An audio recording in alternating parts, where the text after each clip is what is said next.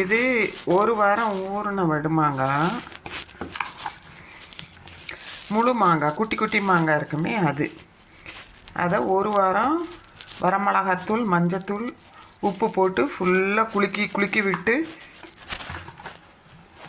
அப்படியே மூடி போட்டு வச்சிடறோம்.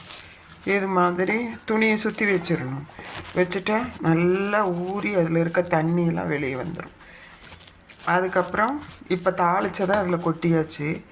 இதுதான் வடுமாங்காய் ஊறுகாய். தயிர் சாதத்தோட நீங்கள் எதோட வேணாலும் சாப்பிட்லாம். வருஷ கணக்காக கிடாது.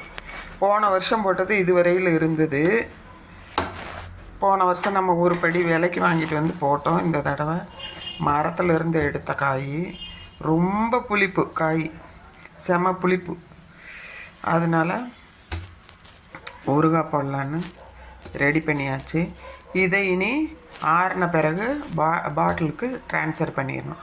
மற்ற ஊறுகாய் மாதிரி அடுப்பில் வச்சு கிளறவே தேவையில்லை. வடுமாங்காய்க்கு இப்படியே ஸ்ட்ரெயிட்டாக எல்லாம் கொட்டி இன்றைக்கி ஃபுல்லும் இந்த ஆயில் எல்லாம் கலந்து ஊறுற அளவுக்கு விட்டுட்டு பாட்டிலில் ஸ்டோர் பண்ண வேண்டியது தான். பாட்டிலில் ஸ்டோர் பண்ணும்போது காமிக்கிறேன்.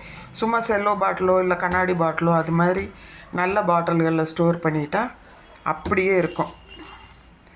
கிட்டத்தட்ட இந்த குவான்டிட்டியை எவ்வளோ நாள் வேணாலும் வரும். ரொம்ப டேஸ்ட்டாக இருக்கும். ட்ரை பண்ணி பாருங்கள்.